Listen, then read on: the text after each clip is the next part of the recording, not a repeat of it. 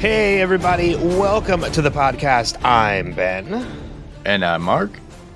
And this is the joint Wilhelm and House Podcastica coverage of Monarch, Legacy of Monsters. Episode 3, Secrets and Lies. Sounded like you almost forgot again for a minute. No, I didn't. I was that dramatic pause. Oh, that's what it was. Yeah. Gotcha. As always, as we did last week, extend full extension to Apple TV Plus for giving us the opportunity to cover this series with through sending us screeners, advanced copy of the series, which I still haven't watched ahead. I don't know about you. I have not. I actually stopped at episode 3, rewatched again, and did my notes, and that's about it. So I have not furthered past episode 3, everybody.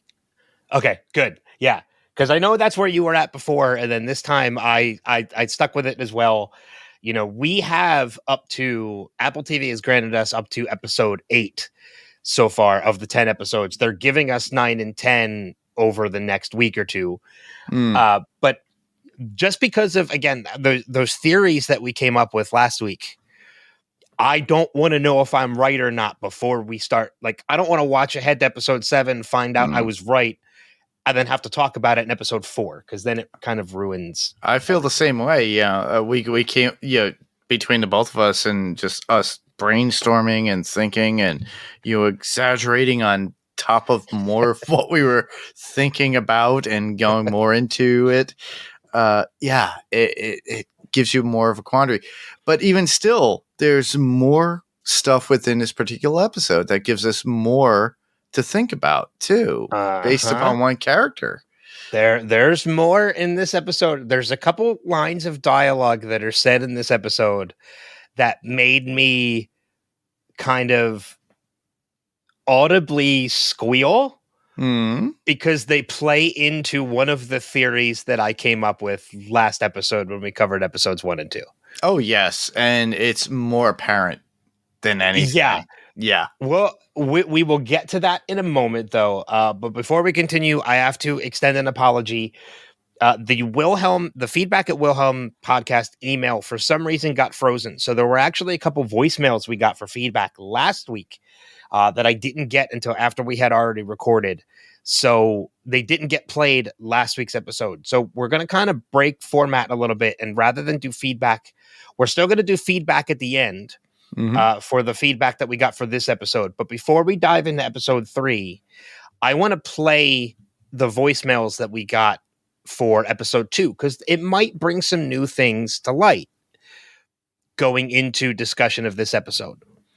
So as long as you're okay with it, Mark. I'm good. Okay, let's go ahead and we're going to play those. We're going to jump in with feedback from last week's episodes 1 and 2 that we forgot to play, or that we didn't have to play because my email was wonky. It's been fixed, so you can continue to send in feedback. But of course, our joint friend Steve Brown sent us 2 voicemails last week, one for episode 1 and episode 2. So let's start with those. And this first one comes from Steve Brown on Monarch episode 1. Hello, Ben and Mark. This is Steve, and this is going to be for Monarch season 1, episode 1. See how this goes. Okay, Skull Island, 1973. So we're starting with Skull Island, that movie. We fast forward to 2013. What movie was 2013? Was the setting for 2013? I don't remember. Wyatt Russell and Kurt Russell are playing the same character, obviously in 2 different time periods. I wonder which one is going to be the present or the future, and which one's going to be in the past. Okay, so this woman was obviously at one of the previous monster attacks, so she just had a PTSD flashback. Okay, so this is 2015, because that stamp just said April 1st, 2015. April Fool's Day. Slow learners, they're going to tell us it's Tokyo 2015 with a graphic. Which one was San Francisco? I was talking to the cab driver, just say he has a podcast. Hey, this is going to be tough to keep track of, because now we're in Kazakhstan, 1959. That's Wyatt Russell, the clean-shaven guy in the back seat. Gotta be, right? This guy was a jerk. He had 2 families, one in Japan and one in America. Ew. Early warning system for Godzilla. Are we going to see Godzilla in the very first episode? Oh, how many children got off the bus and didn't get off? Oh, that's got to be horrible. In 2015, how long has it been since Godzilla's attack on San Francisco? Yeah, they just mentioned MUTO. I don't remember what that acronym stands for, the MUTO. Hey, come on, show. The subtitles keep calling Wyatt Russell's character the associate. We know who he is. Calling people who prefer vinyl listen with their heart and not their ears. So she does speak Japanese.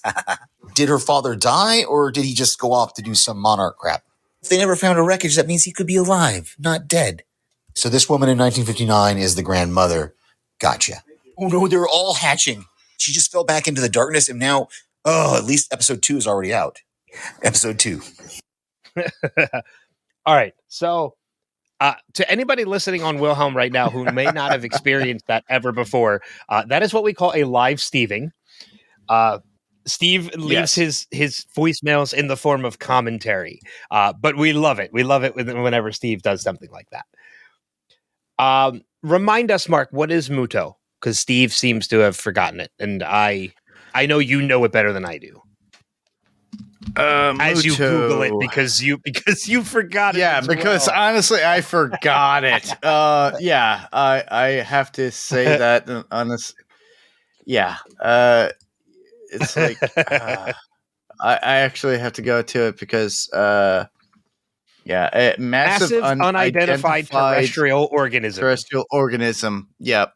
It's so funny. I have to constantly go back to it because it's not something in my regular vocabulary. It's not something I'm going to say all the time. And it's also like you being the big fan of the complete Toho saga of everything. Muto didn't come into being until the 2014 Godzilla, so that it is something relatively new. And just in this universe, this is not a full-blown Godzilla term that has been around since the beginning. No. It's a legendary term that is in legendary films that they had created for their own monsterverse, which is very cool. But, it's something that I have to get used to. It's so funny because it's like, it's not in my regular vocabulary, like you said. It's so pretty cool. But there are things, too, that a lot of friends that have actually watched the old Heisei and Showa series have come to me and said, what is wrong with Japanese monster movies? What's going on with this? And they're not used to the difference between the cultures. And they're not certain about certain things. They're like, wait, they had a directive company very much like Muto or Monarch at this point in Toho, but that's a completely separate, different organization, everybody. So we're concentrating more on the legendary version, which is the American version. Yeah, exactly. Yeah. So that was Steve's voicemail for episode 1. Let's go ahead and play his live Steving for episode 2. All right, here we go for episode 2. If I realized that you did 1 and 2 together, I would have just gone straight into 2 on my last voice message. But I'll just send this as a separate message.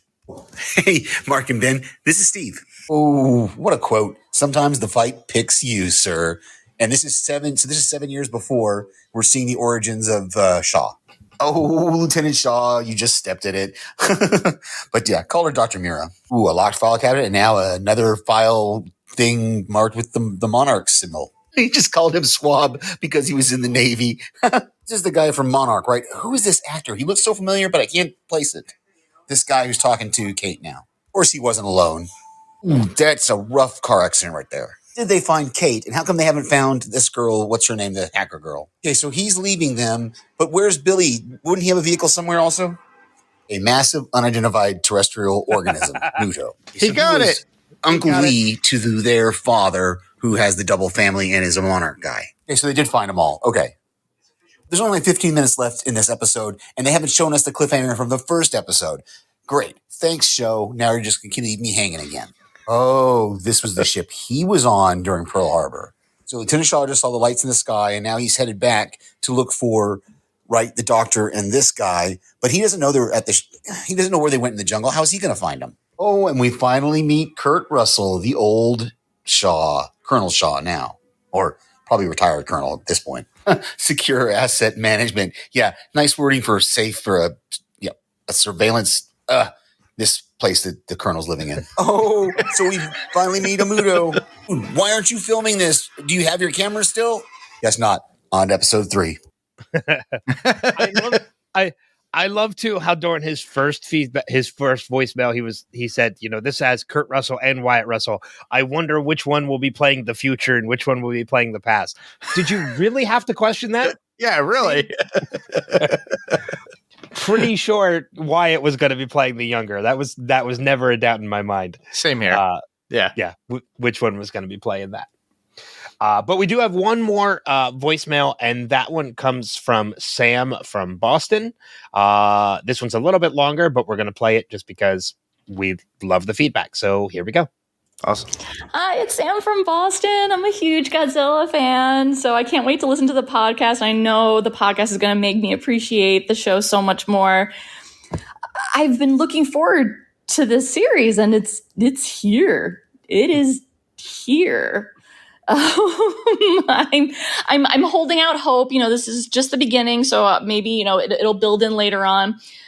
And there's some really great parts about it. Clearly, they spent a lot of time and money on the show, which it shows on screen, which I really appreciate. The flashbacks to Godzilla in 2014 in San Francisco are amazing. I got chills at the Godzilla yelling out part, and the human cost and the destruction, and that was really interesting. And the evacuation center in 2015 in Tokyo, I'm like, oh, that's so cool. And the actors, the character of May, Kiersey Clemens, she steals every scene for me. She's such a talented actress, so much charisma. Kentaro's mom is rock star. I love her. I want way more of her than the disembodied voice of Kate's mom that seems to be floating around to fill in time and space. And it's doing a little bit of the Fear the Walking Dead of say it, not show it. It's okay, we're hearing her process it. Okay, cool. And I'm all right. And then, of course, Kurt Russell. Enough said. He's amazing. I cannot wait to see him having more screen time. I think that'll pull me in a little bit more. But other than those characters, I don't really care about the majority of the characters that we're running into. And I don't know if it's the writing or the pacing or the plot holes or the clunkiness of some of the lines that are coming out. But I'm really just kind of getting, distracted from the story when this stuff happens. One of the main clunkiness is one of the pivotal points is Kay's death. And I know that they had to set it up, and she made this really good argument in the first episode of I should go down there because then both you guys can haul me up. Makes sense. Cut to the next scene with Kay, and Lee's down there now. And so I was like, well, then why was that whole discussion had? Your husband's in the Navy. If you're going to make an argument of who can scale that rope faster, I guess maybe Kay.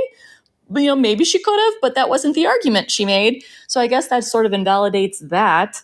And so I was like, well, maybe this Lee can provide her coverage because there's monsters probably down there. But then they said that really funny line that made me laugh where Billy's like, what does it look like down there? And Lee says the same as it looked up there, but closer. And so I was like, and also then that makes no sense. There is no block in his line of sight. You could have covered her from up high, actually even better than you would have been down there. And then you could have been up there to pull her up on the rope as well. But I guess it was just a plot device, so I just sort of let that one go. And then in the second episode, there was just a bunch more plot lines that I was like, wait a minute, how did this happen? When the code was cracked, the data analyst at Monarch goes to Creepy Tim and says, we found out it's in Tokyo. And so, okay, yeah, it's a big city with millions of people. Fast forward to the next scene with Creepy Tim where he's saying weird stuff to poor Kate in an airport. And then he goes, you have to give us the Monarch stuff. I'm like, how did you find out it was Kate? Out of millions of people, she don't even live there. And I was like, okay, maybe he knows that she's Hiroshi's daughter. Still weird. Maybe, they clocked her picture and stuff going into the city. And he's like, okay, well, Hiroshi was a Monarch asset, so we're going to follow her. And this is when her flight is leaving or something. But then they go to Hiroshi's apartment, which, again, makes sense if he's a Monarch asset. And then they're talking to him, but then he looks surprised to see Hiroshi's picture. I was like, what is happening right now? How did you find these people? And so that is never really addressed. And that is, I guess, why maybe later on, I'm not sure. They don't seem to really address it. Also, when they go to the retirement home / Monarch federal prison, they are clearly being hunted down by Monarch, but no one seems to know their pictures. This isn't the same place, right? It's still in Tokyo, maybe the suburbs. Like, they didn't send out like a mass email. I get emails all the time at work. No one said like, hey, we're looking for these two kids. They're Hiroshi's kids. Find them. Wherever they might be. I don't know, Hiroshi's adoptive dad. Like, it's just really, really weird. They're just allowed to go right on in. So, like, I mean, there's just like little things that, and also the show needs to really stay away from talking about misogyny, racism, xenophobia if they're going to make it so after school special like they did in the episodes. I mean, either dig all the way into how awful it was in the 1950s or don't talk about it at all because it's just real clunky right now and weird to watch. So I look forward to the podcast. I'm not all grumpy about it. I do have hope that it will get better. Sorry for the really long message. Thank you, Sam, for that. I did message Sam back to let her know about the accidental missing of it and that it was awesome. It was going to get played on this episode. So hopefully she keeps that. Sam, keep that feedback coming because I get some of the criticisms and the clunkiness that you see. I was very easily able to overlook a lot of that. Yeah. So, because I was drawn into the whole Monarch series. There's been a lot of praise of this series about how they're able to do this. Like I forget exactly how it was quoted, but something was said that like the heart of Monarch isn't the monsters, it's the people. Yes. And I mean, Mark, and that was something that you brought up too, that this is a great series that is focusing more on the people than the monsters. It's people driven rather than monster driven. Yeah. Yeah. So I was kind of able to overlook a lot of the, the clunkiness that you mentioned, Sam. So, but I get it. I totally get it, especially if you're a huge fan of this property and such. So yeah, keep that feedback coming over the course of the series as we cover it so we can hear your thoughts and whether or not it changes. As for, I did write down one thing she said about Lee going down with Kay instead of covering her from the top. I think that plays a little bit into something I had mentioned last week when we covered the episode, in that I think there was at one point an affair between Lee and Kay. Yeah, we do see that in this particular episode too, by the way. We do? Oh, we do, and his affections for her. Yeah. Oh, we see more affection, yes, but I thought like you were saying like, oh, we saw the affair. I'm like, no. We see the affections for her. I missed something. No. We don't see that probably maybe till later, but mind you, I'm still only at episode 3, so my feeling is we're gonna see something later on. Oh, absolutely. But you know what? Since we're there, let's dive in. Let's dive into season 1, episode 3, Secrets and Lies. I want to start off by saying that, man, I don't have a lot of fully fledged notes. I do have some points to bring up. Okay. One of the things is that because and Steve kind of played into it a little bit too with his voicemails, that it's kind of tough sometimes to keep track. So I've actually started making notes anytime they mention a year and location. Haha. Yeah, same as much as I did for the past 2 episodes that we covered last episode. Yeah, because I kind of want to just kind of build out a timeline. Yeah. As to everything that is happening. Because again, like it's one of the things that we mentioned last week too. This technically isn't even a present day series. Everything that we're seeing that is in present day for these characters still technically is a prequel to what we know of now. Yeah, it's in the past. It's still in the past, yeah. Yeah. I mean, we're talking like 8 years in the past. Longer. No, 2015. Yeah, but it's 2023. But so, also, if not, close to the 50s and 60s. No, I mean, what is considered present day in the series is still 8 years earlier than now. Definitely, in comparison to what we've seen in the movies, too. And keep in mind, listeners, if you've watched those movies, keep your thoughts of what happened within those movies and people that were involved within those movies too, because there is one key particular character that is mentioned within this episode that we're going to discuss. Oh, I must have missed that. So I'm going to leave that to you when we get to that point. Okay. But yeah, real quick, I want to say, Go ahead. I felt like this series, this episode in particular, episodes 1 and 2 were great character setups.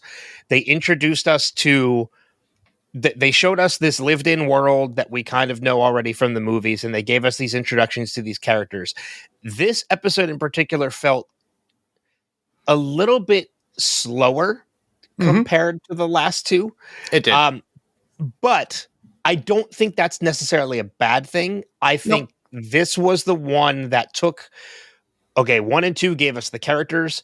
Episode 3 is now positioning those characters to the beginning of the story, or to the beginning of the adventure. And now 4 and beyond, we're diving into the adventure. Yeah, literally what we're getting is that Kentaro, Kate, Amber are actually full on in, and they realize that these things do exist. And Who's they Amber? get Amber is Kentaro's ex-girlfriend / media. You mean May? Amber. Who is Amber? All right. The one who deciphered all the stuff from Monarch for him. Yeah, that's May. May? Why am I getting names all mixed up? Kiersey Clemens' character is May. Oh, okay. Wow. Yeah. Why did I have her as Amber? I don't know why. Okay. I don't know. But regardless, basically they're getting involved in this, and they actually do see something at the end of this episode, which is pretty cool. And I really do enjoy the fact that they are finally on par with what Lee knows and what Kate has already encountered in San Francisco and what Kentaro thinks he has known in Japan. So, and then on top of that, let's talk a little bit about something about the beginning credit scene. Now, we never really talked about that, and that's something that is really important to me. A lot of people kind of oversee this stuff, and we haven't talked about it because we kind of breezed over with the first 2 episodes. We kind of went in, jumped into the story, jumped into the idea of what we're going to talk about within this show. But I loved how we get, blacked out documents of Monarch within it. So kind of like how when they released all the information about UFOs within the United States and everything was blacked out. The redacted information. The redacted information, exactly. Yes. And they kind of black it all out. There are images of the holes with lights projecting from them. Similar to what Keiko, when Keiko fell into that hole or that cavern with the Mudos. We see that come out. We get to see Hiroshi pictures with his family. A picture of Hiroshi with Kentaro and his mother dangle at some point, and then it falls from the other pictures. Mind you, the rest with Kate are still solid, which is very interesting. Okay. And I found that interesting. I kind of tried to analyze everything that was going on within it in the very beginning. Godzilla's footprint shows up too. San Francisco side by side with Tokyo on either side, with both lands together, flat together, but you see the sky on either side, meaning that there's something in between. So it kind of moves into the Hollow Earth talk that we had spoke about, in the previous episode of podcast. And I thought that was pretty cool. And then the Muto eggs, we get to see that. That's kind of like a symbol there. 2 planes are shown side by side, one with propellers and one that's pretty much like a small single jet, like a private jet. Which we actually do see both of those planes in this episode. Yes. We do see the dual prop plane, which is the plane that they take to Alaska, and then the single the jet could be the Monarch jet that we saw that agent come out of at one point during the episode. And the last image that we do get is of two images of Godzilla side by side. One on the left side, San Francisco, and then on the right side, it's Tokyo, which we have seen Godzilla there before. Well, I mean, we've seen, as far as this timeline goes, we have seen, to this point in the timeline, we have seen Godzilla in San Francisco. We have not yet seen him in Tokyo. Correct. He has not yet reached the shores of Tokyo. We know he will in the future, but as of this point in the series, he has not yet reached Tokyo. Yeah. So the intro scenes try to give way. So if you guys could actually pick out that and send in feedback regarding that, that'd be great. Because it's interesting because a lot of shows like to intertwine what's going on or what's going to happen within the show within the intro images. And I think that's what they're going to be doing within this particular show at certain points. I didn't notice, because I did think about that too, and I didn't really see any differences in those images between episodes 1, 2, and 3. It looks like it's all the same opening. Yeah. But you're right. There is a lot of stuff to analyze in that because it is all split screen.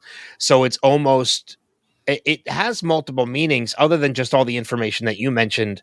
It could be, it could be representative of a double life. Yes. Which we know from Hiroshi. And we know, and it could also be representative of two different locations connected, which could be Tokyo and San Francisco. Yeah.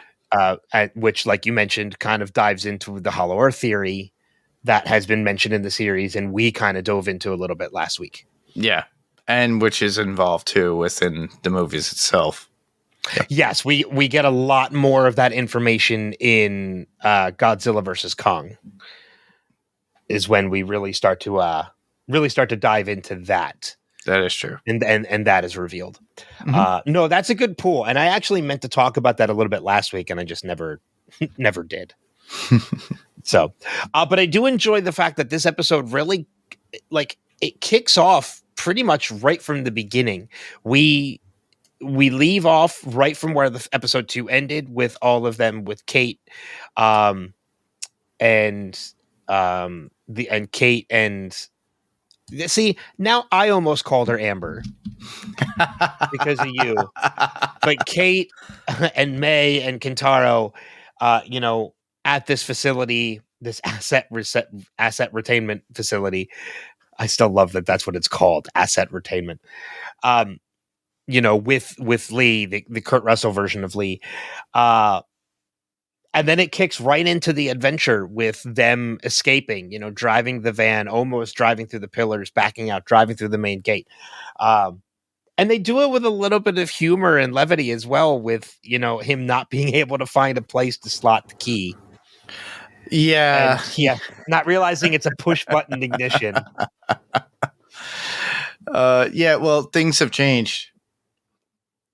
Yeah. But at the same time, too, at the same time, they also play with it a little bit more too. When May says that she's going to search Google, and she's like, "Do you know what Google is?" And he's like, "I haven't been in solitary confinement."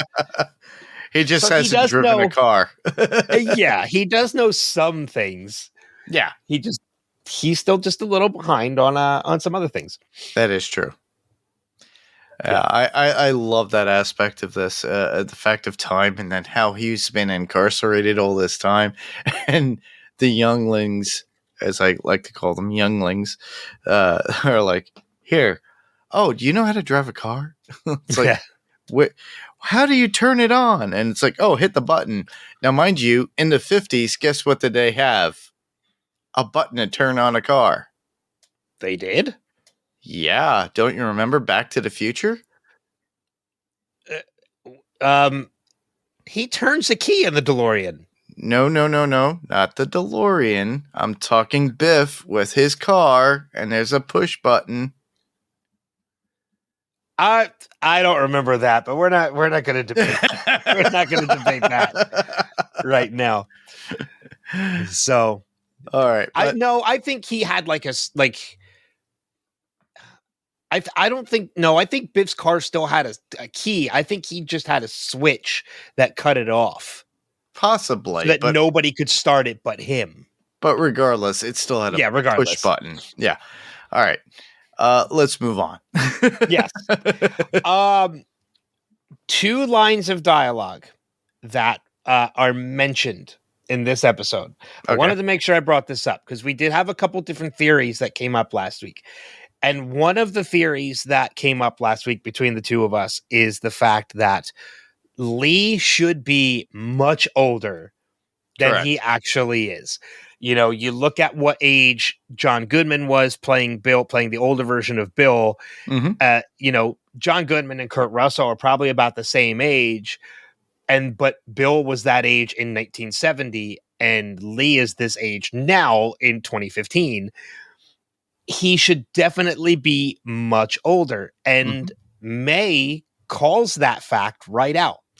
Yeah, something that I actually probably should apologize for because I used that last episode when we covered the first 2.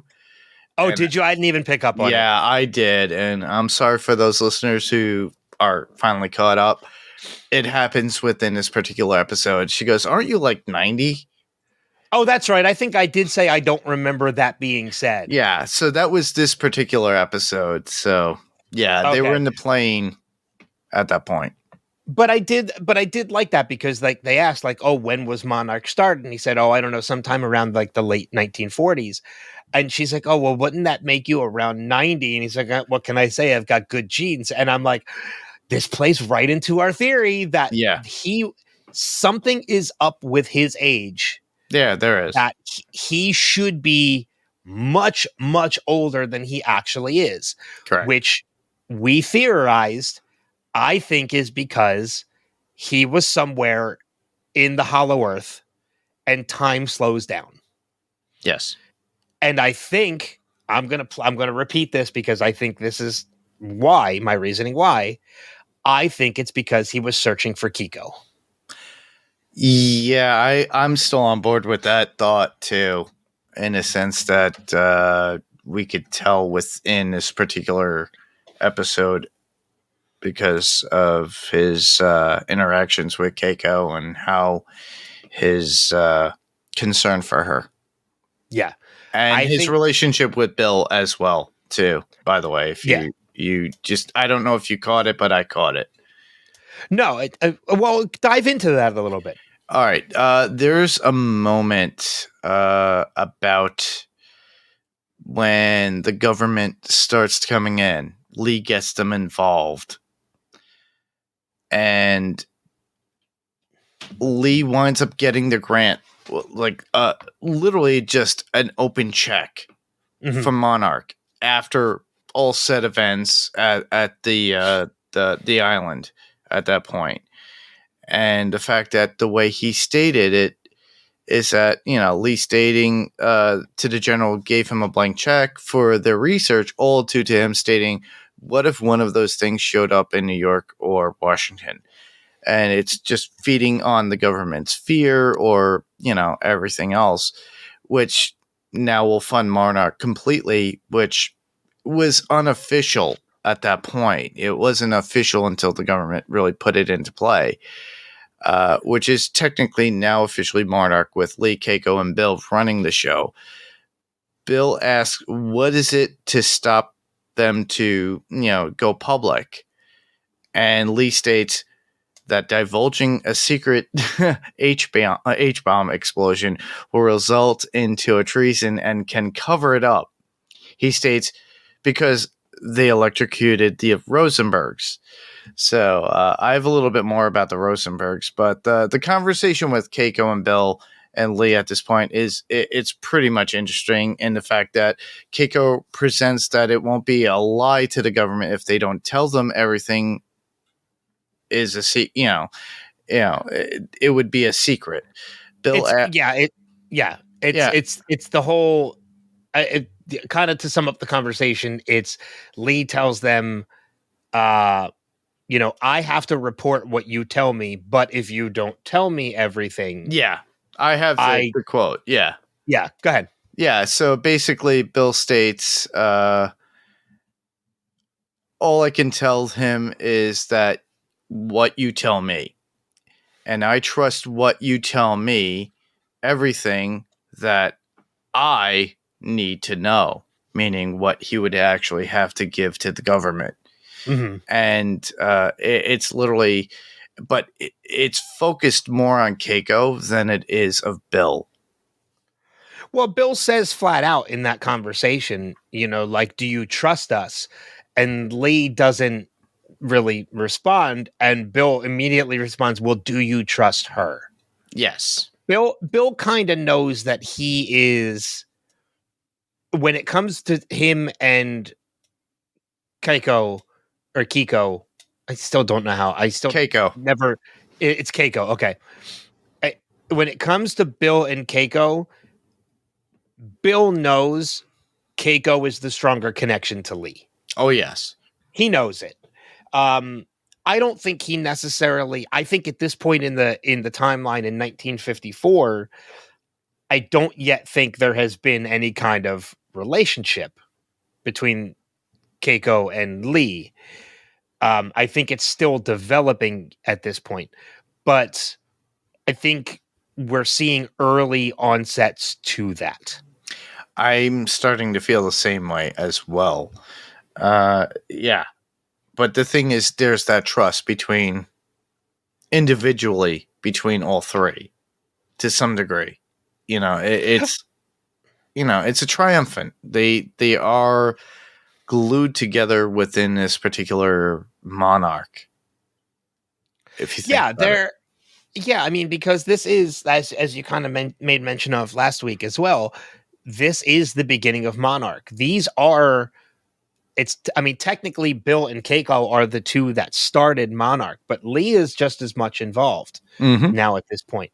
He is, because before Lee was actually with Keiko before Bill was, and meaning as far as a partnership, not a relationship.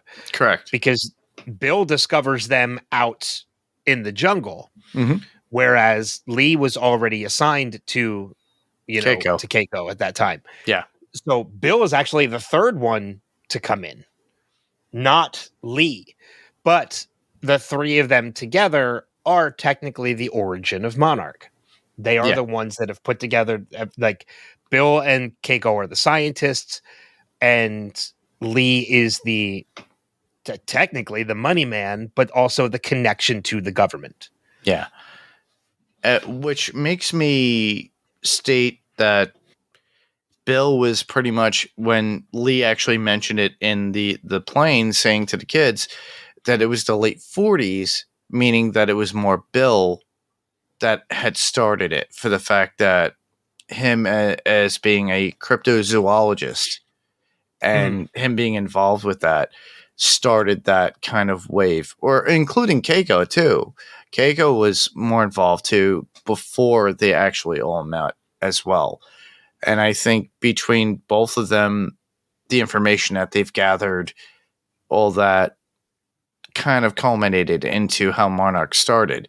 Now, obviously, we do see how Monarch actually truly starts with the government within this particular episode, which I just do enjoy. Yeah, we get that connection because the episode with, I have to say, a fantastic transition of seeing Kurt Russell, and then the screen shifts into Wyatt Russell. Oh yeah, the face shift. The transition, yeah. And if at any point you did not yet realize these two are related, that is the moment right there. Because, like, it's like, oh, you just, like, de-youthed Kurt Russell. No, that's actually his son. So, like, yeah, I had that in my notes too, is that transition from Kurt to Wyatt is fantastic. But yeah, you have, now we're getting the U.S. government involved. And this is actually the first time, because when Lee introduces himself to General Puckett, well, we've already met General Puckett in the first episode, but yes, when they're reunited again, he says, "Welcome to Monarch." So at this point, their organization of Monarch has already been established. It's the three of them. They have a location, a headquarters. And you're right. We get General Puckett. We get the U.S. government involved. Mm-hmm. And now, because they need the financing to do it. Yeah. And they show him a footprint of a Titan, which we know as Godzilla. By the end of the episode, we know what I was it is. very curious. I was very curious too. I was like, "Oh, I hope that's Godzilla." It is, and Yeah, we well, know we know it is now. We know it is now. But the thing is that they used that. They actually got a physical print, which that thing is huge. How long would that thing be? How did they get it there? Is my question. Yeah, and a hanger. Yeah. like you obviously have some kind of resources because you were able to get that entire huge footprint. You were able to unearth it and then bring it to your headquarters. Yeah. Which is obvious, which is in the United States. So you did have some kind of funding, but yeah, they needed the funding. Actually, I think I want to correct myself a little bit. The connection to the government was not for funding initially. It was because they needed the uranium. Correct. And the government was what had the uranium. So they needed to form a partnership with the government to get the uranium to kind of appease the Titan. Exactly. Or the creature at this point. It eventually becomes a blank check. Because of what happens on the island. Yeah, and what happens on the island literally so we know Lee actually speaks to his superior. He's a single star general. He had to go up 4 people above him in order to get that uranium, which is literally at that point with the government and military, they see it as a bomb to destroy, because the way actually Lee states to him is that it's basically a global threat. So that's their way of trying to get the uranium, but Keiko doesn't see it that way. Even Bill doesn't, but Bill is on the opposite side of going crazy and saying, hey, we'll exploit it. And then, of course, Lee is like, well, you know what they did with the Rosenbergs. But the thing is also they wind up getting this bomb, and they see what happens with drawing it out. And they actually do mention that the creatures do suck the radiation. They feed on it. They do not expose anything to radiation. They're absorbing it. So well, and we see that in the first episode as well. That they're tracing the radiation, but yet when they get to ground zero of where the radiation should be, there's nothing there. Yeah. And on top of that, we do get flashbacks that we've seen in other movies, where we do see Godzilla's spines during that whole introduction within this particular episode. Now, mind you, this is where you don't have to watch the movies, but it shows up where you do see that 8mm footage of the actual spines itself of Godzilla in the sea. And I didn't even put that together, that the photos of the spines coming out of the water that we see in the first movie, this is that moment from where those photos came from. As well as the beach chairs. With the military in it, too, by the way. I didn't even put that together. Well, because it has been a while since I've seen that Godzilla movie, so that wasn't kind of fresh in my head. I feel like maybe now I need to go back and watch that before the next episode.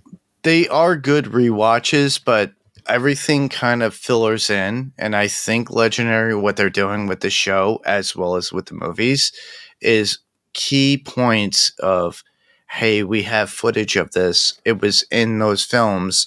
We're basically reintroducing it to show the lore of everything. And I thought that was pretty cool. And they're taking the timeline and they're giving us moments that kind of fill in empty gaps. Yes. Which is kind of fun.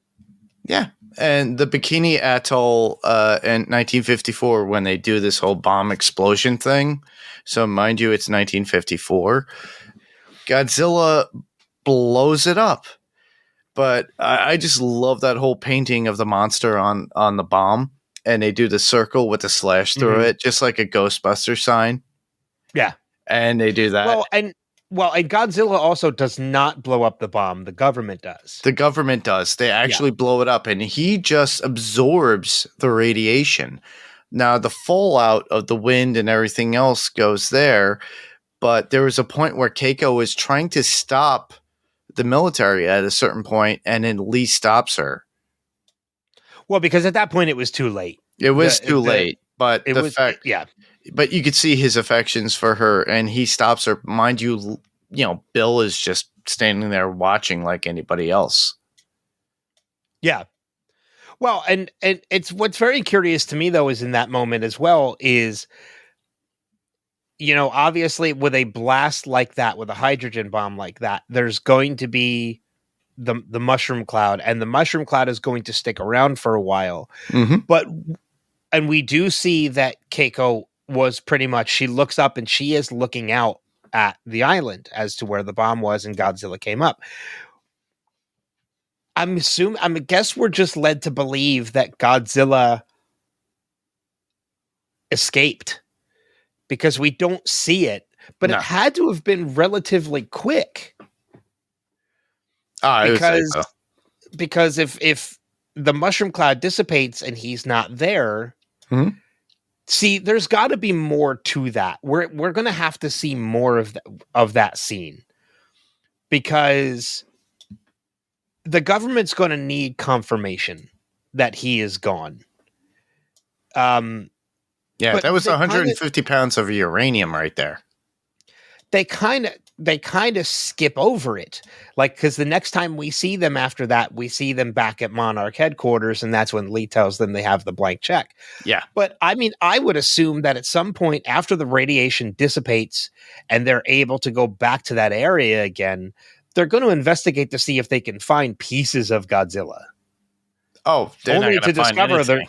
Well, that's what I mean. They're going to discover that nothing is there. Yeah. But maybe because of the heavy radiation, it is just a place they can't go to yet. So when we're seeing Lee telling them about the blank check, it's still a waiting period before they can get back there. Yes. Because I would think even a scientist, like, even if they couldn't study Godzilla alive, they would still go to find remnants of Godzilla to study in hopes that any little thing they learn from it could potentially help them. I can't see them. It would be a huge gaping hole to, like, plot hole to, let's blow Godzilla up, but we're just going to leave it alone now. Yeah. And we're just going to leave the pieces of him over at the island. Yeah. And not research it. Like, that would make them really incompetent scientists, for one. Yes. And two, just, it's the whole death off screen thing. If it happens off screen, most of the time it didn't actually happen. And that is the case for Godzilla. And Fear the Walking Dead. Okay. I mean, I'm not even going into Fear the Walking Dead territory, because then I'm going to start talking about beer balloons and all this other. Yeah, I know. Well, we digressed. I mean, is there a potential that there was more than one Godzilla? It's a possibility. I don't think so. I think this is. I think that. Well, hold on. All right. Let's explore that. Let's explore it just a little bit. All right. So in Kong Skull Island, what did we learn? There were other Kongs. There was a mommy and a daddy Kong, and then the Kong we know was young and still growing. Well, and that's what made me kind of think about it a little bit too, because Godzilla, when he approached the island and he approached the bomb, at least in my opinion, seemed smaller than the Godzilla we get in 2013, 2014. Correct. So I'm thinking this is I'm thinking that bomb explosion and the radiation it gave off is what helps him to become the Godzilla that we A know. more svelter kind of Godzilla that we had seen in 2014. More swole Godzilla. Swole. Like swole The brute. kind of Godzilla, if he spoke and you could speak to him, your first question would be, "Whoa, do you lift, bro?" Yeah. No, that's totally ridiculous. No, but that's what I'm thinking. I'm thinking these are things that have consequences to this. Yeah. And that bomb is what is the reason why Godzilla is as large as he is. Or it could just be progression because it is about 30 years. More than that, 30, 40 plus years. God, wow. Hold on. My timeline is way off. It's 54, so it's almost 70 years. Not 30. Forgive my math. Yeah. Well, also you have to factor into it was the 69th anniversary of Godzilla about 2 weeks ago. So I said almost 70, so I'm about a year off. But yeah, so my math was just way off. But again, like I think just the same way that you're right, Godzilla or Kong, when we first meet him on Kong Island, yeah, is smaller than the Kong that we get in 2019. I think 2018, 2019 for no. I would say 2018. Godzilla versus Kong was 2020. 2020 it came out. Yes. Yeah. So, and he is a bigger Kong. He Correct. is on par with Godzilla. So, size-wise. So, yeah, I mean, I don't think this is a different Godzilla. There's a possibility it could have been, and they actually did kill whoever that was. Yeah. That wasn't Godzilla. That was a sibling of Godzilla. But I don't know. I think it's a wait and see. I hope the show kind of shows us a little bit more about that. More continuity. Doesn't kind of, yeah. Yeah, and doesn't kind of write it off like it seems like this episode did. Yeah. If that makes sense. Well, yeah, there was so much going on within the episode that we both enjoyed, and I do agree. One of which is Tim, the agent from Monarch, who is like the typical computer desk jockey that's out there with the French agent from Monarch. And he gets yelled at by his superior at the because he lost Kate and Kentaro and the rest of them. Yeah. And to also find out that he was kind of going rogue a little bit. A little bit. To do all this. Yeah, there's a whole little conversation that we get out of this that I was really interested in. And I'm like, wait, who is this guy? Oh my God. I'm like, at first I thought his name was Sam, but it's really Tim. Well, you also thought May was Amber. Exactly. So yeah, I had to look it up, but I actually, I did this before actually when I was creating my notes, because as I was watching this show and I was listening, I heard Sam, and I'm like, and then I go to the people that were in the actual episode, like Joe Tippett plays Tim, and that's his face. Yeah. So I was like, oh, okay, it's Tim. All right, fine.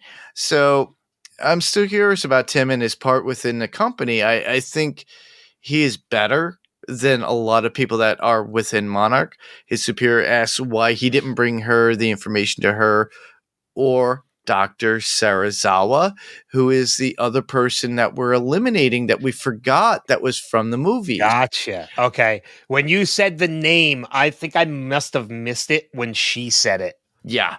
Because it didn't click, but it clicked when you said it. Yeah. So Sarazawa was still alive at this point. So this dates before Godzilla King of the Monsters, where Sarazawa actually kind of sacrificed himself in giving or getting the radiation to Godzilla in the not Hollow Earth, but down in the depths of where an ancient land, like an ancient kingdom. Correct. Like Atlantis. Yeah. Which according to the timeline, you're right. That has not happened yet. So Sarazawa is still alive at this point. Correct. Yeah. I just love how she's an agent of Monarch, a higher up, and Tim is stuck with this other French agent as well. But I find it funny how the French agent is like, "Oh, me and my partner need to continue this." I'm like, "What does she have? What information did she get on her phone during that conversation in between the superior and herself that she needed Tim for? What does Tim know that she didn't know that she needs?" So, And there's a part of me that, now that you bring up Serizawa, there's a part of me, because we know from what we know from Godzilla and Godzilla King of the Monsters, we know that he is very much on the side of the Titans. He wants the Titans to survive. He knows that, like, this is their planet. Like, he's there to protect the planet. He is on the side to protect the Titans. Yes. So it almost makes me think that possibly that call came from Serizawa himself. Like, he probably knows, because whoever this agent is that got off the plane and is, and is addressing Tim and the other agent that he is with, we don't know her name yet. We don't know who she is, what part she plays with Monarch. But she does mention Serizawa, like, why didn't you bring this information to us, or even him? There's a part of me now that's thinking maybe he does know what's going on. He knows that Tim is there for the protection of, like, that he has good intentions in what he's doing.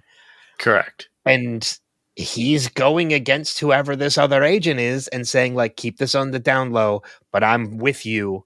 Do whatever you need to do. Yeah, literally, because his higher up says to Tim, saying, our mission is more important than your mission. And literally, Tim has his own mission, which is literally to take care of these Titans, take care of everything else. And I find it funny that the French agent, like, hold on. It's like, I need my partner. And it's yeah. We don't know yet at this point what Tim's objective really is. We just know that he's trying to get a hold of Kate. He's trying to get a hold of Kentaro. Like, he knows they have this information, and he wants them because they have this information. It hasn't been revealed yet what his intentions are. Correct. Of getting them. But we did talk a little bit about that last week, in the sense of saying that maybe he does really have good intentions. He really does want to help them. He's just going about things a little bit the wrong way by, like, blindfolding her in the car. Yeah. He's being a little overzealous about what he's doing. Yeah. In the way he's going about it. So, we don't know what Tim's intentions are.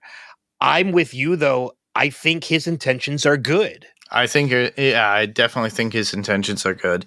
But when it came up to about Lee Shaw, it kind of, like, sparked certain little conspiracy theories.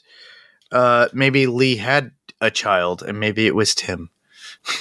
But I don't think it's. I don't think Tim is Lee's son. That would be interesting if it was, though. But out of the right wing, everybody that was in my head, I was like, maybe Tim is his. Oh, who? This guy, Tim? Oh, he's my son. By the way, I also slept with. I also slept with. Keiko. Oh God. I also slept with Keiko, which means you might be my daughter, which means Tim's actually your half brother. All right, now we're getting a little on my. Now we're getting a little bit off, but regardless, we're gonna move on. That was my little, like, oh, hold on, I'm gonna go far right. We're not gonna do that. What I like about what this series is doing is, like, there are certain. Like, there's always been complications. Like, in the first Godzilla, Monarch seemed like an almost evil company, but there were elements of it, like Kurosawa, who you mentioned, who were definitely on the side of good in wanting to protect the Titans. It has seemed that there's always units within Monarch that are working against each other. There are two Yes. different sides of Monarch that have two different objectives. Government-based and independent-based, I think. Exactly. And Yeah. what this series is really giving us a good vision of is that the intentions of Monarch from the start, from the very beginning, were always good intentions. Yes. It was for the research and the protection of the Titans, to learn more about them, not to destroy them. And that was the original origin of Monarch. And I'm liking, because this series is called Monarch, Legacy of Monsters, Mhm. it's obviously Monarch is the focal point of the series, because between what we know from this series in the late 1940s of Monarch's origin to Mhm. the Monarch that we see after Godzilla versus Kong that I mentioned is helping with relief efforts and everything else, it seems that Monarch over the course of this 70, 80 years has had inner turmoil, has fought to within itself to kind of reveal a purpose for itself. And by the end, or at least by our present day, Yeah. has finally realized what it's meant to be. And that is for the help and the protection of not just the Titans and the human race, but a coexistence between the two. Yes.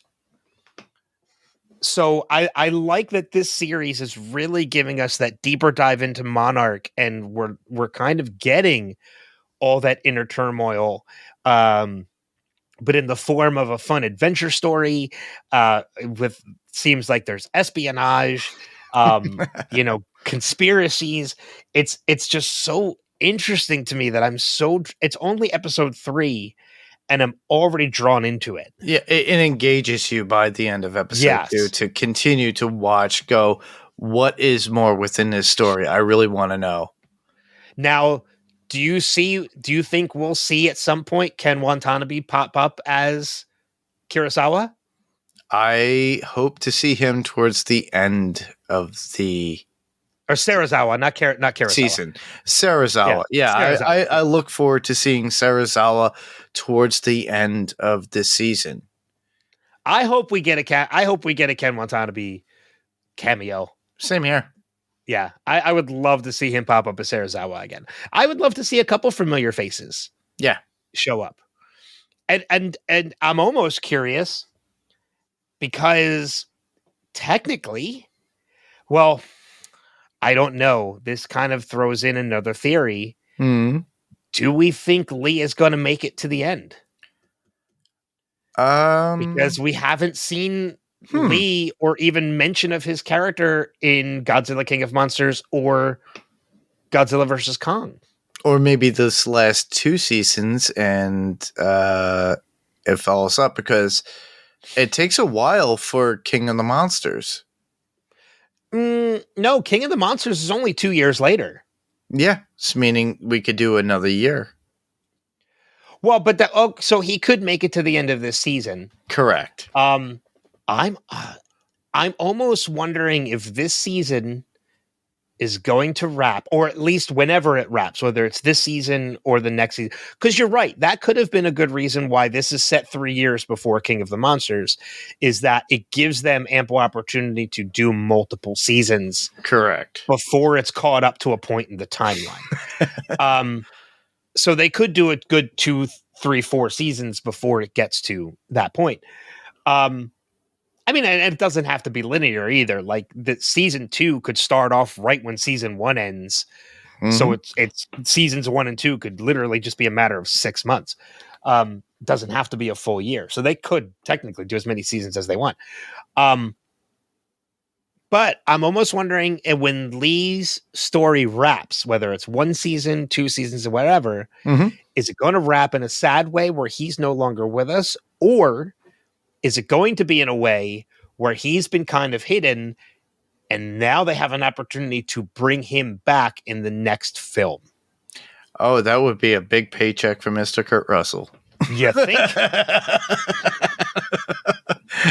and Lee, Wyatt too, because they could easily go back in time in the movie too. There's a part of me too that was thinking about that, and I was like, I wonder if any point in the series they're going to find a way to put Kurt and Wyatt in the same scene.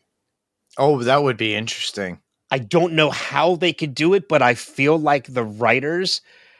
There's a part of me that thinks the writers had to try to find a way to do it. Oh, I'm sure they'll find a way. It's kind of like Godzilla lore. But I mean, and again, this is kind of spoilery for the movies if you haven't seen the movies, but we do know that the Hollow Earth exists. Yes. We do know that is Kong's new place to live. Mm-hmm. We do know that humans can get there. Mm-hmm. We didn't see a lot of it to even know if humans are already there.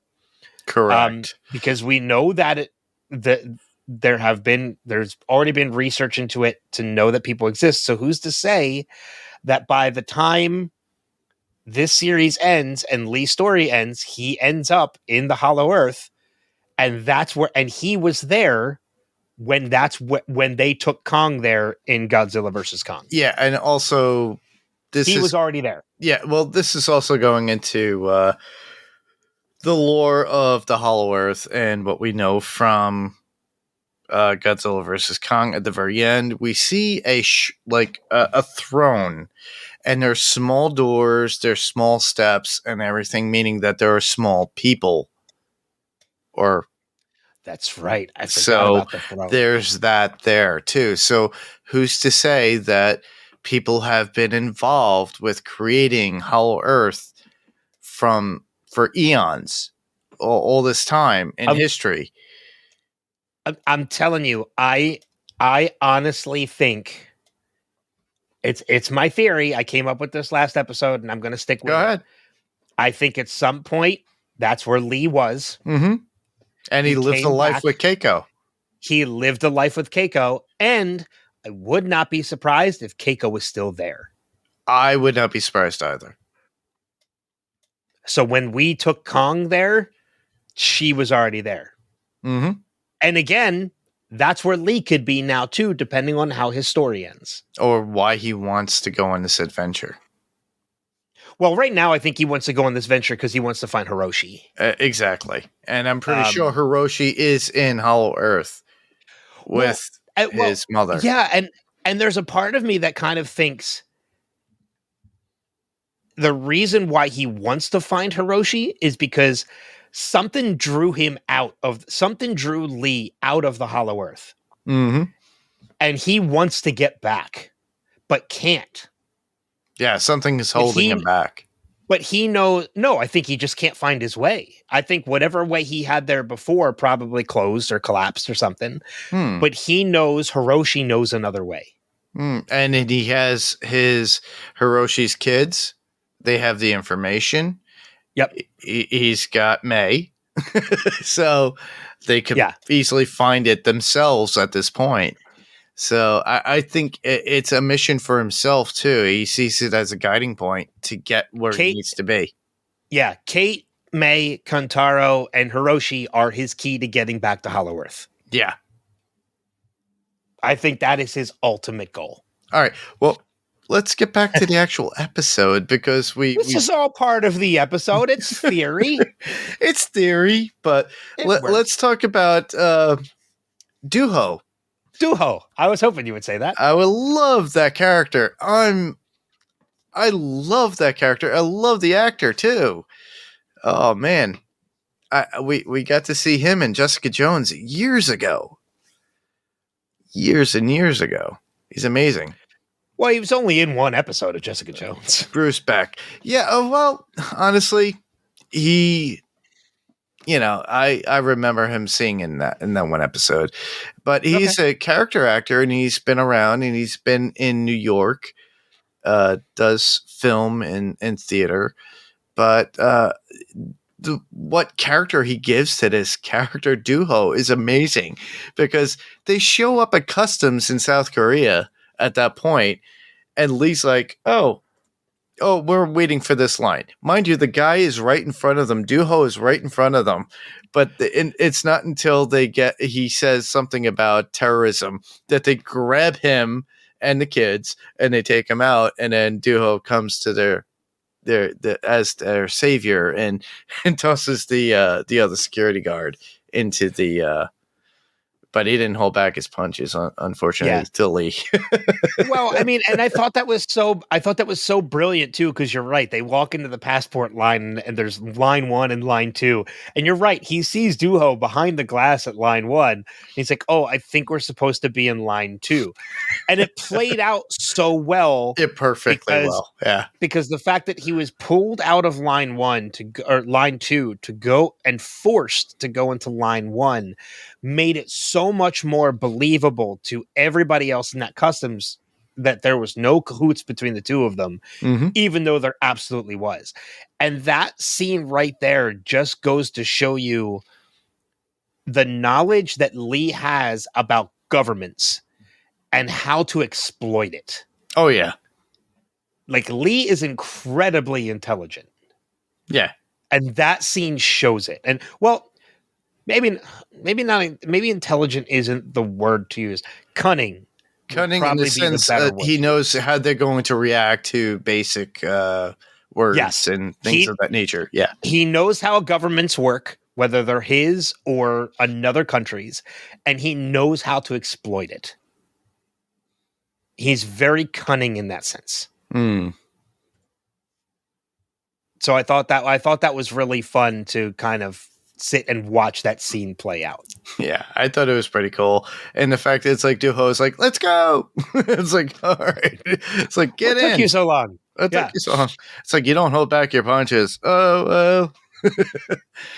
and you could tell the camaraderie between Duho and Lee, how they are right away.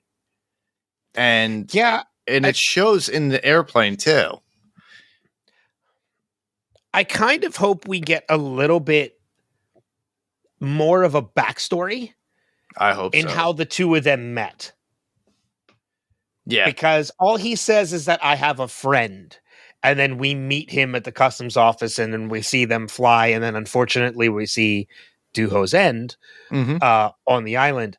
So I kind of hope that, with other flashbacks, we're going to get an earlier version of Duho and that. Well, yeah.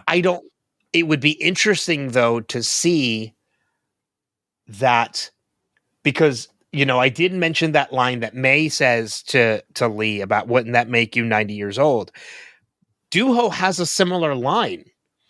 He tells him, you look younger every time. Yeah. Every time I see you, you look younger. Yeah. Yeah.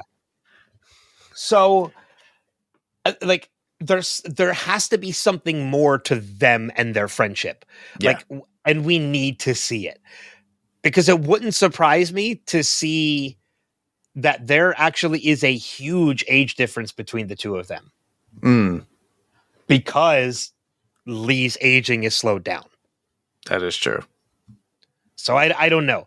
I want to see it. I want to see more of a backstory between those two characters. Same here. I would love to see that as within the next 2 or 3 episodes, like a backstory or something, a mission that they were on during Monarch in its early years. It'd be great. Yeah, I agree. Yeah. But that kind of leads us to, them landing in Alaska and finding the plane. Well, let's go to what was leading up to that. They actually get on the plane that Duho actually accesses, and it gets to a point where they hit a lot of turbulence because of what May actually, she finds out where exactly it was through Bill's original sketches, because she was going through all the paperwork of Monarch at that time on her computer. So a lot of it is all sketched out and written out. And even Lee points out, he goes, that's Bill's handwriting.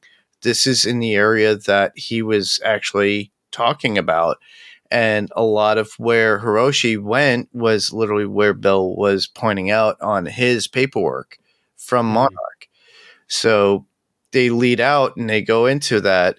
So Lee actually recognizes Bill Randa's earlier writing with scribbles, as it were.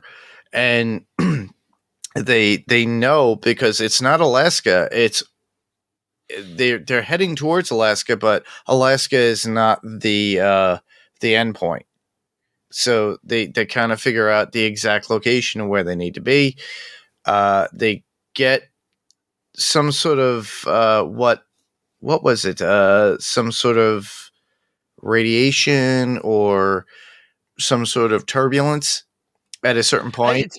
I think it's just turbulence. Yeah. And then, Lee takes over from Duho, and he goes, oh. And then Duho actually says it. He goes, oh, Lee's, he knows how to fly on the seat of his pants. And then he just does that. And well, then, Lee even says it in the beginning of the episode, too, that, like, if it can drive or fly, then I can do it. yeah. You know? And I just love how Kate's in the passenger seat, and he goes, no, you need to be here because I need my co-pilot. And he goes, here, go, what's under your seat? Grab it. And it's a bottle, a bottle. He goes, take a swig. And she goes, it's just water. And then she puts it on the dashboard of the actual plane, and he uses it as pretty much like an altitude. Yeah, he uses it as an altimeter. And it works perfectly. Which is so cunning. Yeah. And he was able to land the plane. And everybody was like, surely at their depth thinking, oh, we're going to die because they were going so far down. And Kate is like laughing hysterically along with Lee, showing, honestly, in my opinion, it just looked like, okay, that's a family trait. I'm telling you, I think there is a chance that Kate is his granddaughter. Great granddaughter. not great granddaughter. It'd be granddaughter. Granddaughter, yeah. Because Keiko was her grandmother. Yeah. So right. I think there's a chance that I really do think there's a chance that Lee might be Kate's grandfather. Yeah. Which would also make Kentaro his grandson too. Correct. But this is actually a family adventure, and I don't know if they really realize it yet. No, I don't think they do. Lee might know. Lee might know to some degree, but he's not saying a damn thing. Because Lee would know whether or not the child was his, whether Hiroshi was his or not at this point. That is true. So if they are related, Lee knows it. Lee knows it. He's just not revealing. But that's kind of seems to be the kind of person that Lee is as well. He seems to keep his cards close to his chest. He does. He doesn't reveal until he has to reveal. Yeah. You saw that when they actually approached him at the Monarch facility. Yeah. Yeah. So we already knew that ahead of time. And he always questioned them regarding their incentives and what they wanted out of it. Yeah. Meaning, he's somebody who keeps his cards, he plays his cards close to his chest. So if he is Lee and Kentaro's grandfather, he's not revealing it until the time is right. Yeah, that is true. Because he needs to earn their trust first before he can even reveal something like that. Yeah, well, he of all people that he's not earning that trust with is Kentaro. Kate, I think he already has. Well, I would question both, actually. I think... Really? Okay. I don't think he has Kate's yet. But I think he has actually a little bit more of Kentaro's than he does Kate. Kate doesn't like the fact that she's been drug into this. She just kind of wants to, she even says it like, I just kind of want to go. Like, I don't know what would be a bigger punch to the gut. Finding out my father's dead, like finding out my father is actually dead, or actually finding him alive after learning he has this double life.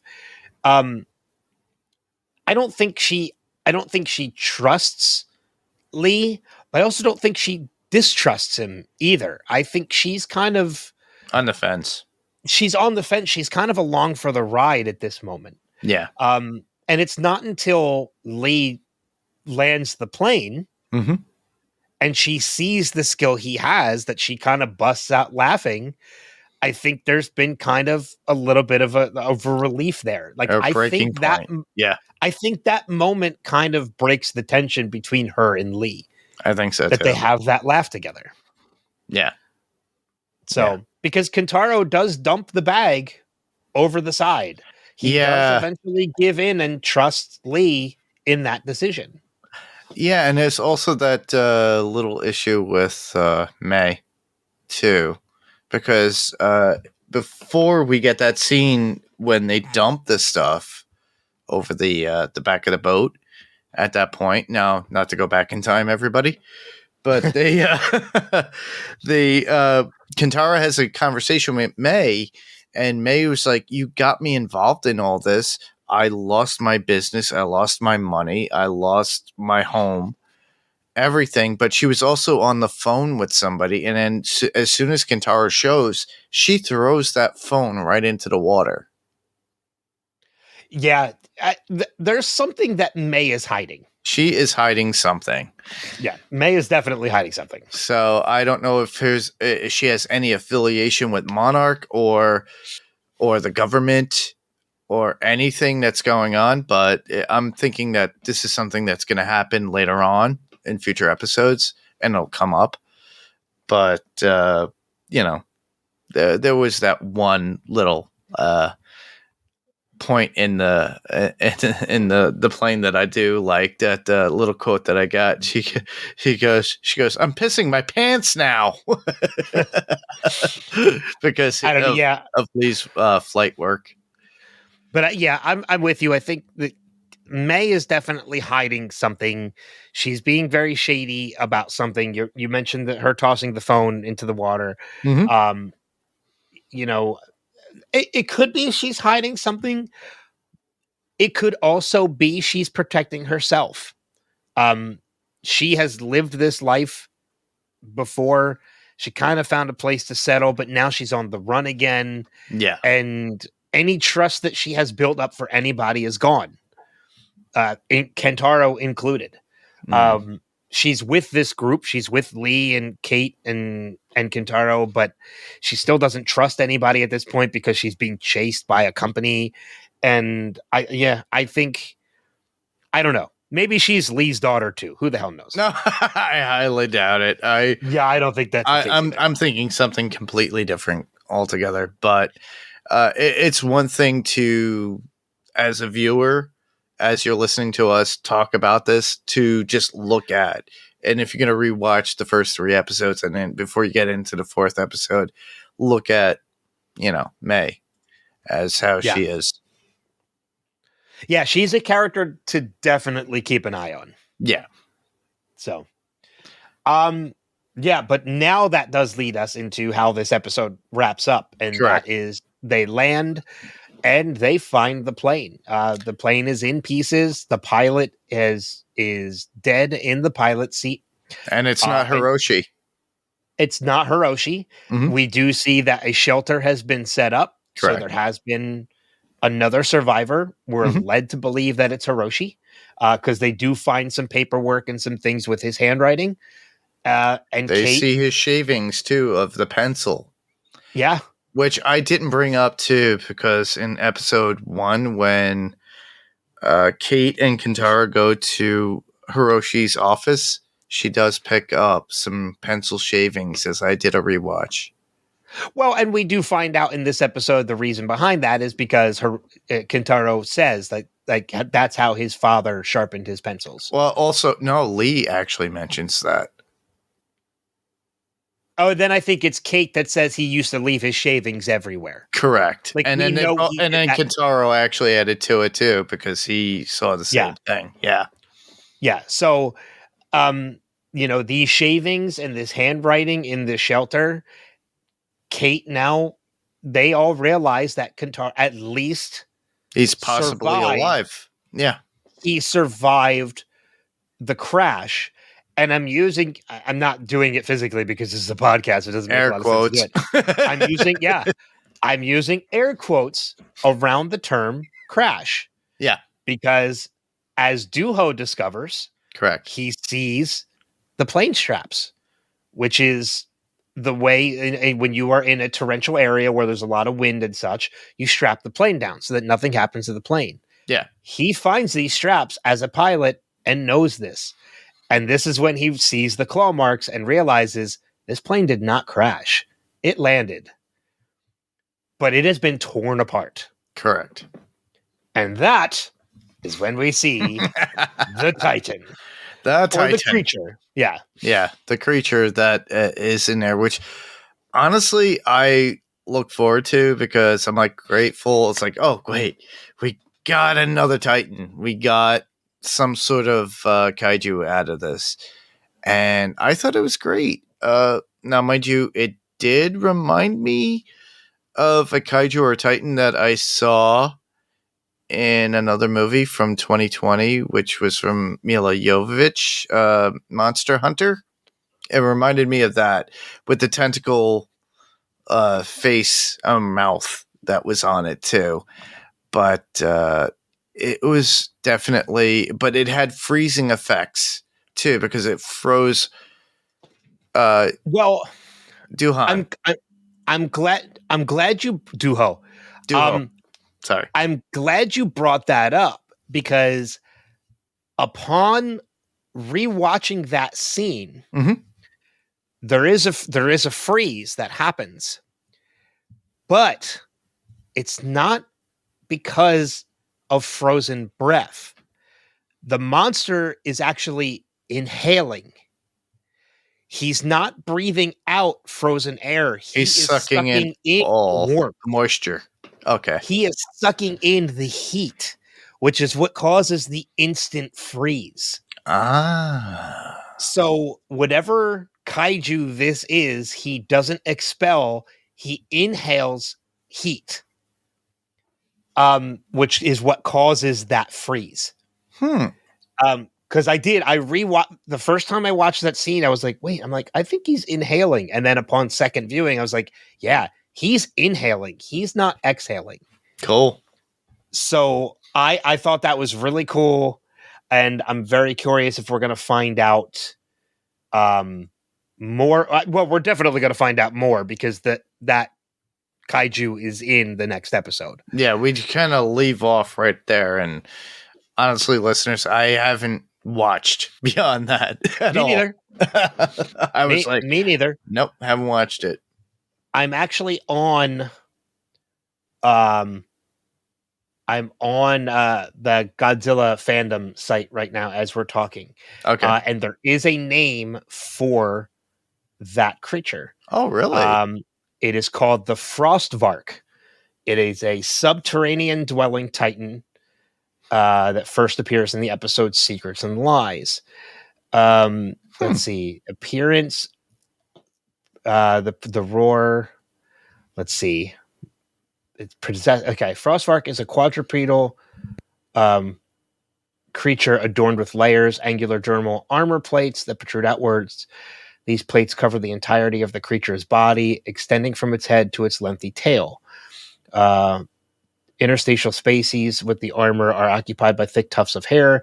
The creature's formidable feet are terminated by large mole-like claws. Most notably, the Frostvark possesses sensory tendrils that emanate from its snout. These tendrils, numbering at least a dozen, are capped with bioluminescent globules in a vibrant shade of blue. Its jaws are equipped with an array of jagged fangs. The Frostvark's eyes are positioned far back in its head, mostly concealed beneath plate-like armor. So it doesn't say anything about... Oh, here we go. Abilities. Okay, yeah, here it is. Temperature manipulation. The Frostvark possesses a unique psychological ability to rapidly draw in large volumes of air through its oral cavity. This action facilitates a rapid decrease in the ambient temperature of its surroundings, resulting in a substantial reduction in thermal energy. The consequential temperature drop is of such magnitude that it induces the solidification of both inorganic and organic entities within a matter of seconds. So yeah, it breathes in. Wow. It sucks it in. That's pretty wild. So I want to see now. The Godzilla fandom doesn't do spoilers, so everything that I just read is what we learned from this episode. Correct. They're not going to put anything in here that spoils the next episode. Any new information that's in the next episode, they'll add it after the episode airs. So none of what I read is a spoiler. If you've seen the episode, you already know what it is. Yeah. I'm very interested though in learning more about this Titan. Correct. Same here. Yeah. And what I do like about this too is that they haven't really, there's only 4 Titans listed for Monarch. One of them is the endoswarmer, which is the eggs that we saw in The first 2 episodes. in Kazakhstan. Okay. The Ion Dragon is the one that we saw in episode 2 flying around the ship. Yep. The Frostvark is the one that we've seen before, and then there's another one. There's no image, so I don't know where it's from. It's just called a bramble boar. Says name and design are TB, personality, history, abilities, weaknesses. It just says TBA. So this is one that we're going to be seeing eventually. A bramble boar. I don't know. Maybe it's something that's in the trailer and that's why it's added. Probably. I don't know. Yeah. I don't know. But we'll see. Anyway, I digress. Yeah. But yeah, that leads us to the end of the episode and them on the run from the Frostvark. Yep. And I'm sure it'll pick up right after that on episode 4, everybody. Yeah, I'm pretty sure it will. I'm looking at my notes. I think I've covered everything that I have. I think I have covered as well. The one thing that I have to add, though, from my notes is that when Lee stated that that it would be treason for him, like for Bill, to actually relinquish all the information about the H-bomb going off. He goes, he references the Rosenbergs. He goes, because they electrocuted the Rosenbergs. He goes, in June 1953, Julius and Ethel Rosenberg were executed for conspiracy to commit espionage under the U.S. Espionage Act of 1917. Members of the Communist Party, the Rosenbergs, were convicted of passing secret information about the atomic bomb to the Soviet Union in 1945. So that's what that reference to. So if you guys didn't understand what Lee was talking about when Bill was saying, hey, you're committing treason at that point. Well, I mean, and it's also important to note too that the Rosenbergs were also communists. Yeah, exactly. So I mean, if you know anything about history and you know the Communist Party and the fighting of communism back then, yeah, like one of the biggest reasons why they were tried for treason was because yes, they were selling secrets of the U.S. government. Yeah, but they were selling secrets because they were communists. Exactly. But yeah, that was the whole point, because it's in reference to that timeline and what people thought during that time. Yeah. So Lee was actually trying to say, hey, shut your mouth. Yeah, exactly. Keep your mouth shut. You don't want to end up like these two. Yeah, exactly. So, but other than that, yeah, I didn't have any other notes other than that. I only have a few quotes. I don't know if you have any. Nope, go for it.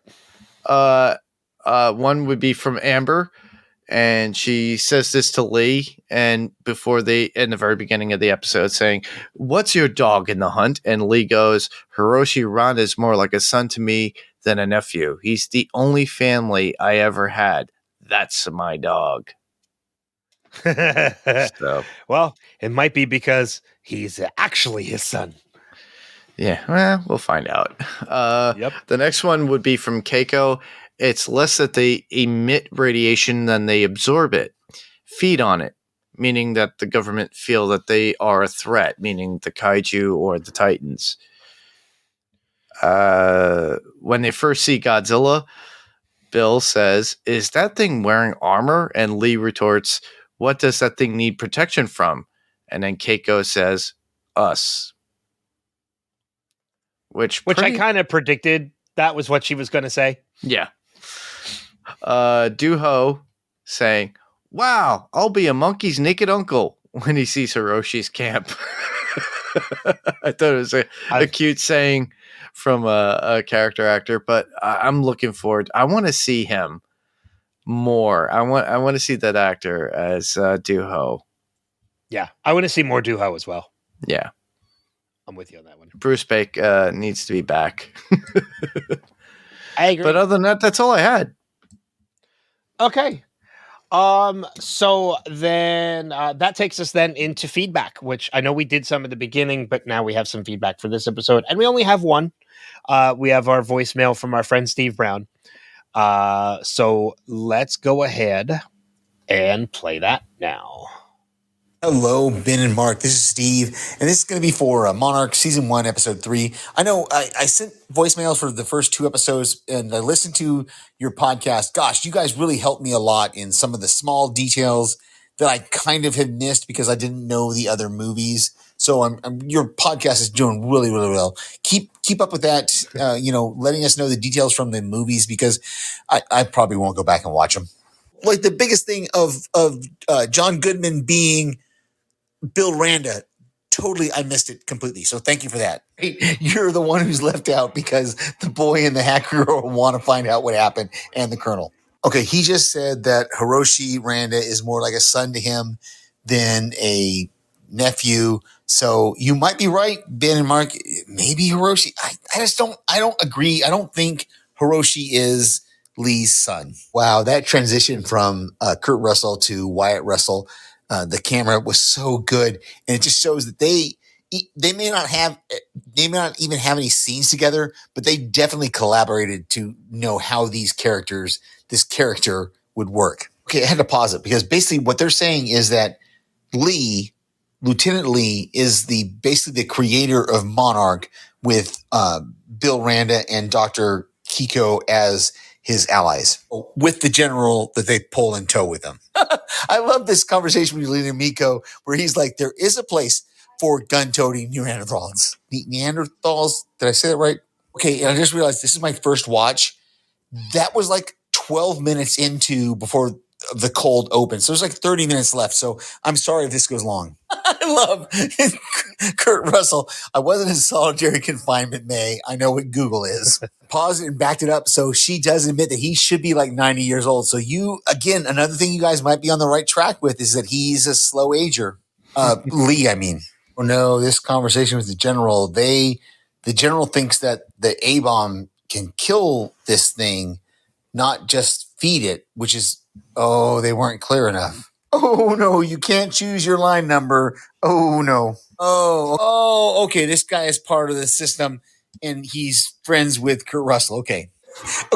I'm lost on some point. Crazy knows crazy. The French gal just said for Tim to say with her, I got, whatever. Okay. So now we're back to the Bikini Atoll.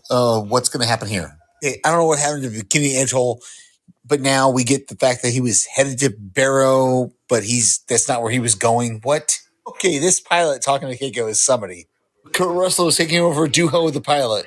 Okay, so now Hiroshi is alive. They just got to find him. Well, it seems like this frozen breath Muto is not going to let you get to the plane. On to next week.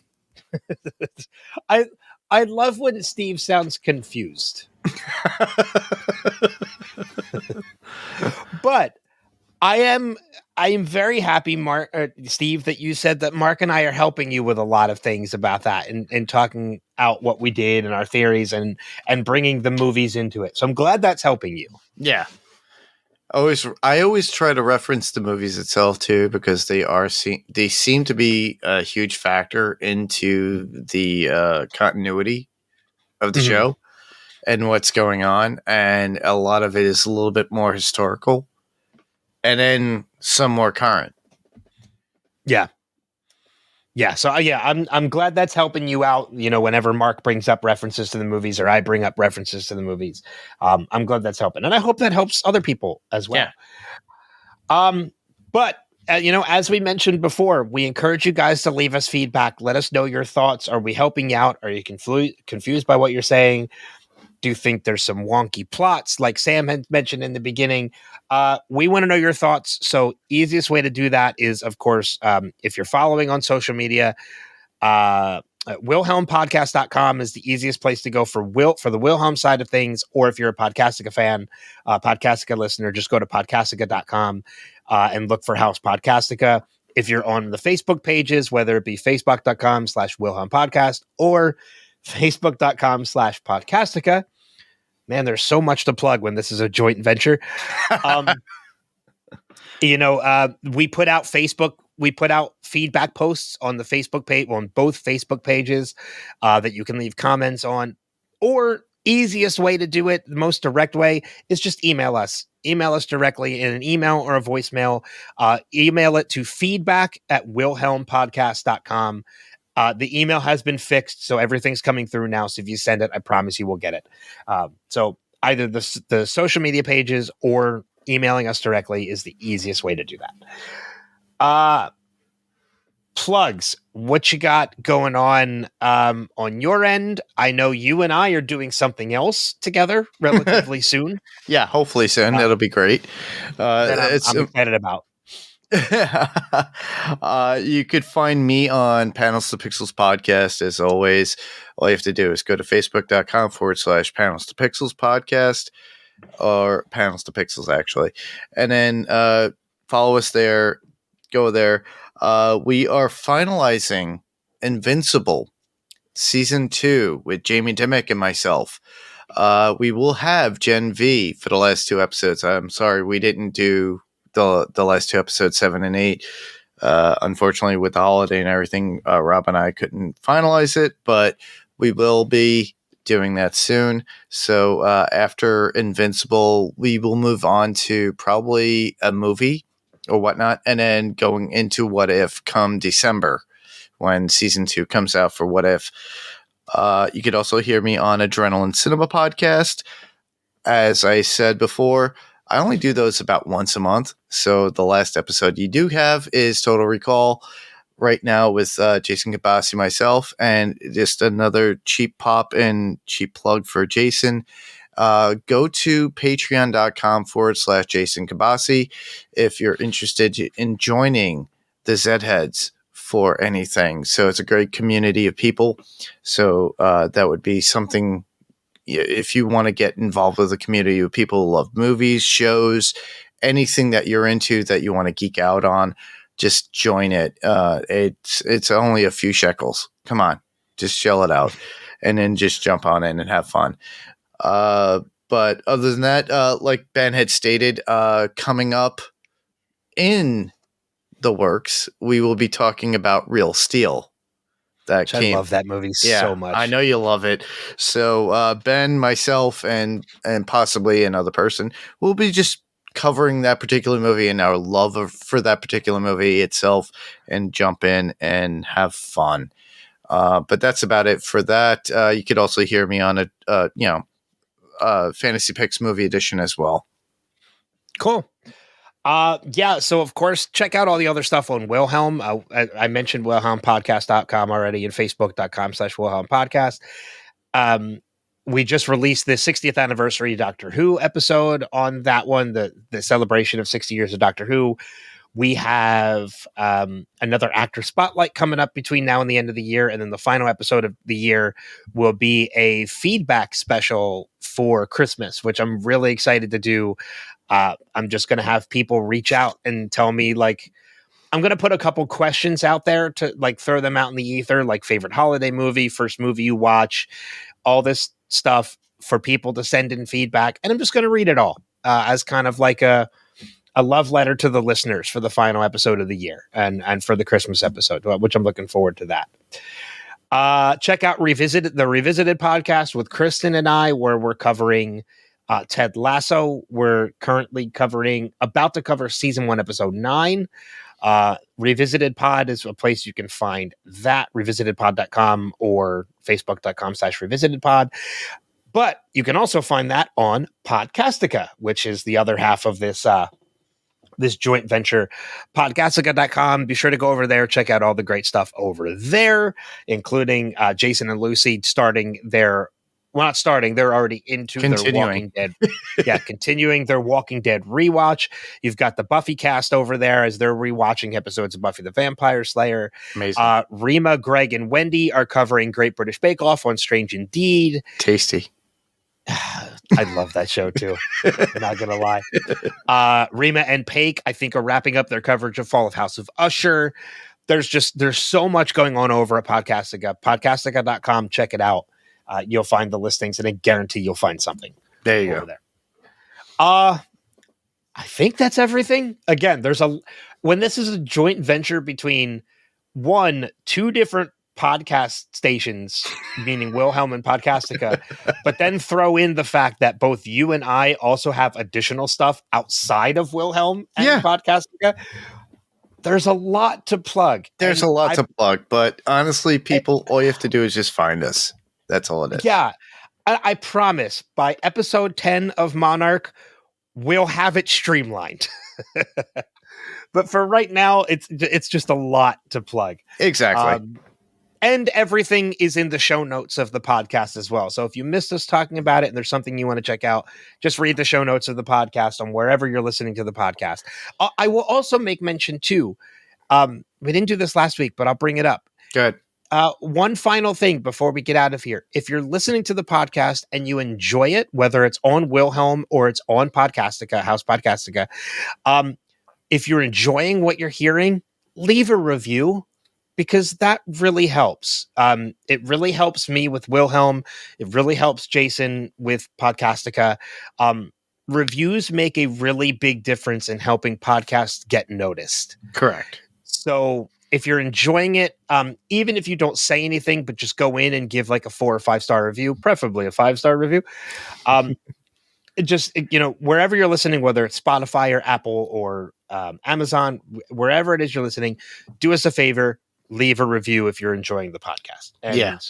All you have to do is go to applepodcast.com and then follow Wilhelm /Wilhelm or applepodcast.com /Podcastica.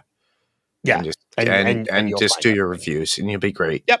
Yeah. And it's really helpful. Yeah. If you can leave a review on both, that's even better. Yeah. That's even better. Do it. Any final notes before we wrap this thing up and head out? Not really. I just look forward to seeing what we get on episode 4. Me too. And we're going to reach out to the other people that we may mention might guest as well, to see if we'll start. Now that the adventure seems to have really picked up and started on the show, we're going to bring them in and see if we can get them into the conversation as well. Yeah, we want to hear more people involved in this, and not just us two schmucks. I don't know of a better way to wrap up the podcast than that. Us two fellers. There you go. Yeah. Season 1, episode 4, Parallels and Interiors is the next episode we're going to be covering.